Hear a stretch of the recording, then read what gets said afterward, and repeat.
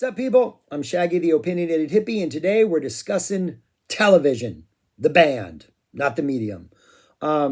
Recently, pretty much the lead guitar player, principal songwriter, early founding member. I'm not really comfortable on their history, so if I'm wrong on that, sorry. Tom Verlaine passed away at the end of January. And so I've been listening to some television lately and revisiting those albums, which I kind of listen to a lot anyways, and thought I would just kind of hopefully get people who might check out this video who haven't checked out television to check out television because they were a really good band. New York City band here in the States. Their first two albums were in the 70s. They did a third album in like early 90s, 92, sort of trying to capitalize on the sort of the interest that Nirvana has maybe in early punk bands or that kind of harder edge music after the sort of musical wasteland that generally was the 80s. I like a lot of 80s stuff. But yeah, so they have three albums. They came out of the CBGBs. They played CBGBs a lot. They were an early fixture at that club in New York City. So they're kind of coupled in with that sort of art punk scene, that New York City punk scene. I think a lot of their stuff kind of sounds like early Talking Heads, the first two albums of the Talking Heads, but sort of the defining feature of television in all three of their albums is the guitar play of Tom Verlaine and the way that sort of mixes in with the second guitar player, which was Richard Lloyd. Richard Hell was in the band early, and I think he's on their single, which is not on these albums, Little Johnny Jewel. Excellent live version of that on their single live album, which I'm not going to talk about. Really good live album. Not the best sound quality, but it takes the studio tracks plus that single from the first two albums, gives them a rougher edge. You get a little more of that electricity, that live spontaneity. But their three albums are fantastic. And again, the thing that defines this band is that guitar play, that interplay between Verlaine and Lloyd. Four-piece band. You also have Fred Smith on bass and vocals, Verlaine on lead vocals, Lloyd on guitar and vocals, and then Billy Ficca, F-I-C-C-A, on drums. And it is that interplay that I would describe as, like, I know they get described as art punk, but I'm going to describe them as tapestrical punk. I'm making up a word here. Tapestrical, as in like a tapestry.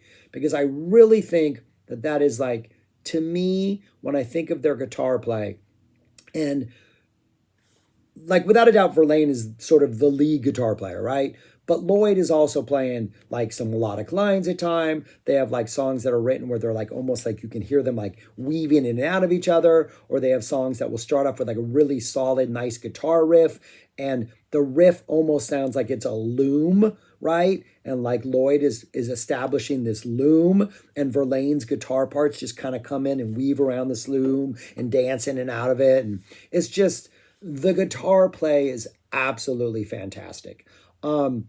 And again, they're coming out of a punk scene, so there is a little bit of a punk energy to it. The vocals definitely have more of a punk vibe to them. Not like a really angry screaming type thing, but definitely not your like beautiful singing or anything like that. More like just kind of a punky, kind of half singing, half talking, just kind of a rougher delivery that I think you kind of find in post-punk music. But I think Verlaine has a very particular sound to his voice that not everybody likes, but I love it. I think all three of their albums are absolutely fantastic. I would say you have an S plus tier, maybe an S tier, and maybe an S minus tier. Like, I think all three of these albums are absolutely fantastic.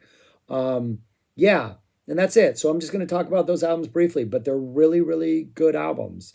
And again, if you like early Talking Heads, but maybe want a little more guitar heft, a little more guitar meat, a little more kind of stretching out at times and being a little more epic and indulgent, I think Television is clearly a band that you need to check out.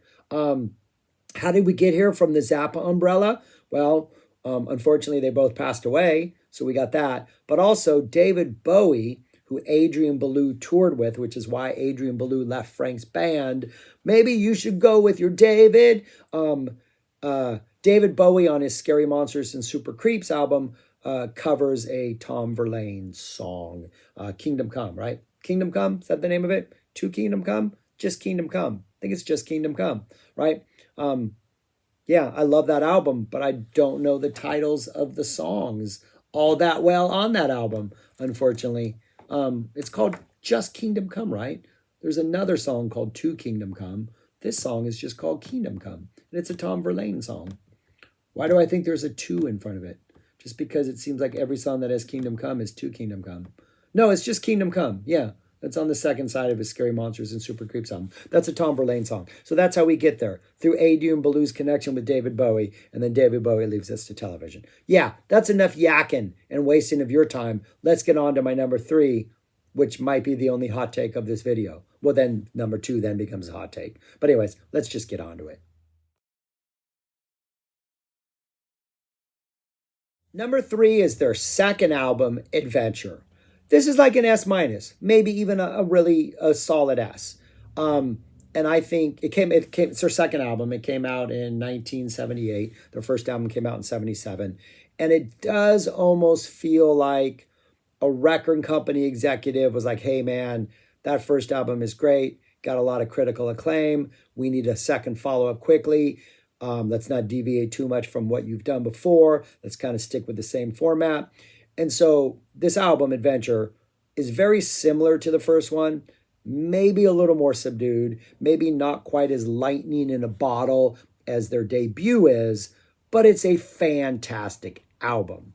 And I would even say that if the second side of the first side of the album was as strong as the second side, which might be a perfect side of music, if the first side was a little bit stronger, maybe I think there's a total of 8 songs on this album, 5 kind of shorter ones on the first side, 3 longer ones on the second side. I think the 3 longest ones. Now, one of the second song on the second side is the penultimate, is the 4th longest. I think if the first side had maybe had a little more meat into it and not been just more shorter kind of post-punk pop songs and been longer, I think Adventure could hold up with the first album and be even on par. But it does feel a little more like, not like a pale imitation, but it feels like they're operating within the same framework as the first album and trying to duplicate that. And while it is absolutely fantastic music, the sort of like, I heard Marquee Moon for probably 5 or 6 years before I went and bought Adventure. And I went and bought Adventure right when the 92 album came out. I bought those at the same time. And I think Adventure was a little bit of a disappointment for me, only because it was very similar to the first album. But again, it's like the Spoon problem. If you like the band Spoon, they have like 8 almost perfect albums. Problem is, they all just sound the same, right? They all have like the same format that they follow. That's kind of the issue with Adventure. Even the issue with the most recent album is that and the strength of the band is that their formula really doesn't change.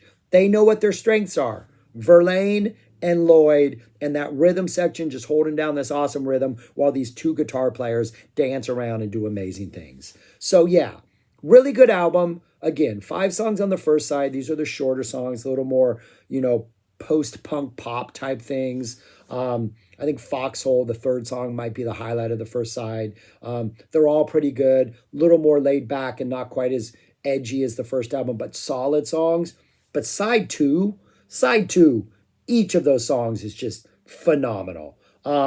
Opens up with The Fire, just a great kind of slow burning, fiery type number. Ain't That Nothing, maybe the most upbeat thing on side 2, but still not that upbeat. And then the closing, The Dream's Dream, which is like the most ballady thing on here, kind of a slow burner, almost feels like the end of it. Like, it does feel like a dream, and like you're dreaming, it kind of sets up where you're like easing into the dream, and then you have the dream, and the end of it is like you're sort of, the dream is dying and you're kind of slowly entering the real world. So it kind of, the title is absolutely perfect. But yeah, it's just a really solid album. Really great guitar play. The songs are good. Again, 2 sides that I think, a sort of a poppier, shorter song side and a more indulgent, lengthier kind of, let's a little more guitar playing, a little more taking our time to develop ideas on side 2. But like side 2, I think is almost a perfect side of music. Absolutely great album. The only reason I rank it 3 instead of 2 as I do think there is that sort of, we didn't really deviate too much from what we did on the first album. And we also, in a lot of ways, didn't quite match the energy. Still really good stuff. But again, when you paint the Mona Lisa, no matter what your second album is going to be, or your second painting, or whatever this metaphor is saying, it's still not going to be the Mona Lisa, right? So this is like the debut album part two, and we only, I don't know. You know what I'm saying? You get it. It's a great album. It's just my number three. On to my number two. Number two is their third album, the one that came out in 1992, which is just called Television. The exact same four members that were on Adventure. So it really is, it's like it is the band reuniting. And this is even more of a like, I guess what, we have 14 years between albums, right? So it is an older band. It is definitely even more chill than Adventure.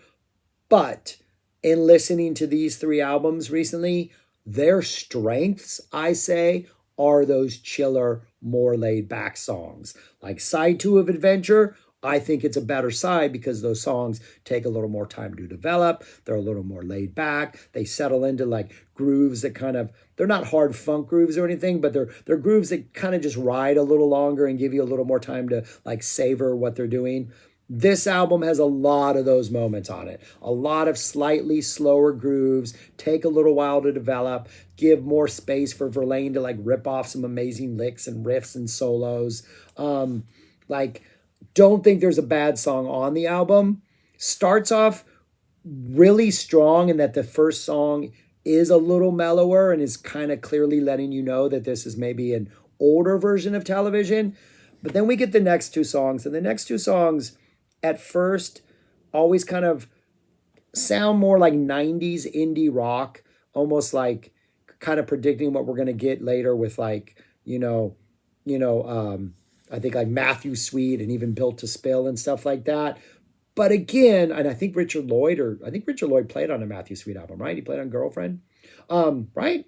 I'm not sure. But but again, they have really good licks in them or really good riffs, or like the song might be this sort of standard 90s indie rock song, but then we get to like a solo section or a break where Verlaine can just like start playing his guitar and you're like, okay, I'm in this all the way, fully invested. Yeah, there are 10 songs. I think the longest one is 5 minutes. So again, we're not really stretching out. But because they're slower and generally just a little more patient in where they're going, I think it just feels, some of the songs feel longer, but in a good way. It just feels like you're able to like just enjoy what they're doing and really appreciate like Verlaine's playing and what Lloyd's doing in the rhythm section. Yeah, just a really, really good, great third album after like a 14-year layoff. And there was one song I was going to talk about. Now I'm looking at the set list or the track list. I can't remember what I was going to say about it, but yeah, they some of them open up with just these really nice little riffs, and then Verlaine comes in and adds flavor. Yeah, just a really, really good comeback album after such a long break, and they haven't really changed their sound. I mean, it sounds like that's what I was going to say. The 14 years, if anything, and I'm assuming they're all, maybe Fred Smith is doing more vocals, but I don't think so. I think Verlaine on some of the slower songs, the age, the experience, or whatever he's been doing for the past 14 years, his voice sounds a lot more like Lou Reed. So on those slower songs in particular, it almost sounds like a Lou Reed album, but you get Lou Reed with this amazing band in the background playing like not this really heavy, aggressive guitar like rock, but this like jazzy, fluid, tapestrical rock. And I think that contrast of like Verlaine's aged voice bringing a Lou Reed quality with his playing and with this band, it's almost like a weird updated version of Velvet Underground or like a Lou Reed solo album, but in the absolutely best way possible. And I think that's one of the reasons why I rank it higher than Adventure, is that the difference in his voice, plus how completely surprised I was when I first heard it. Like, wow, they've not dropped the ball. They're not as punky. They're definitely more settled into a certain vibe, but it works. Still sounds like television. The playing is still fantastic. The songwriting is still strong. Yeah, just an absolutely excellent comeback album. And if you haven't heard it, I think it's worth checking out. Yeah, awesome. Yeah, check it out. My number two. My number one, of course, one of the greatest albums ever made. Let's just get on to it. And number one is 1977's Marquee Moon, right? Like an almost perfect guitar, jazzy, rocky, slightly jammy, post punk, art punk, tapestrical punk album. Um, yeah, again, everything they do on those first two albums, they do better here. I think the songs are better, the riffs are better. The guitar playing is probably just as good, but because the surrounding of everything is better, the guitar playing sounds even better. 8 songs, 4 songs on each side. Personally, I think the two best songs on here are the closers of each side, which are the longer, more drawn out, more sort of epic-y, lengthy songs. Marquee Moon, the title track, closing outside A. Torn Curtain, closing outside B. Just fantastic songs. But there's not a bad song on here. Yeah, just an absolutely perfect album. Again, you got just some great guitar lines. Again, if it's either Lloyd and Verlaine like intertwining around each other and like coming in and out, or it's Lloyd laying down just this really solid like foundation of a riff or a bunch of chords and Verlaine weaving out of those. Just fantastic.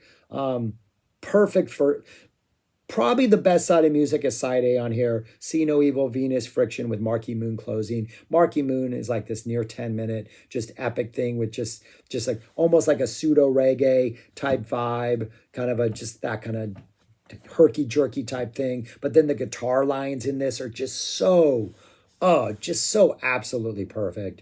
Everything about it. Another song I absolutely love because it reminds me of 2 songs which would be released later is the opening track on side B, Elevation, has this opening part that reminds me of the Cardigans' Love Fool, dun, dun, dun, that song. And then that kind of really quickly morphs into something that sounds like a ballad version of Greg Kinn's The Breakup Song, that that song. It sounds like if you slow that down, that almost sounds like the same progression. Both those songs. I think the Breakup Song came out after this, right? That was like an 80s song. But both of them, it is an interesting sort of like mesh. That's not the word I'm looking for. An interesting mashup of those 2 songs. 1981. Yeah, so it kind of sounds like a combination of those two, which I just think is really neat.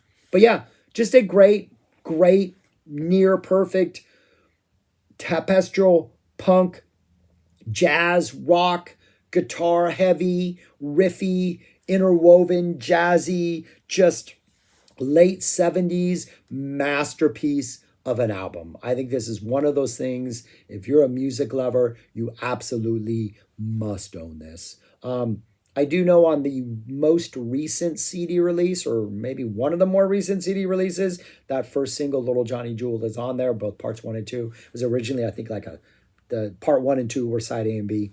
But yeah, a fantastic album. Like, it's number one. It's one of those that deserves to be in like the top, I don't know, the top of anybody's. I don't know where I would put it, but it's an all-time, like one of those all-time. I don't know. Yeah, just a great album. And the title track alone, just absolutely fantastic. That's another song. I don't know why more jam bands. Like I could see Fish or Mo doing an absolutely fantastic. I think Mo would do a fantastic Marquee Moon because they got the dual guitar parts. Fish, you need the 2 guitar parts, I think. Fish, not as well. Mo, yeah, they should be covering Marquee Moon. Yeah.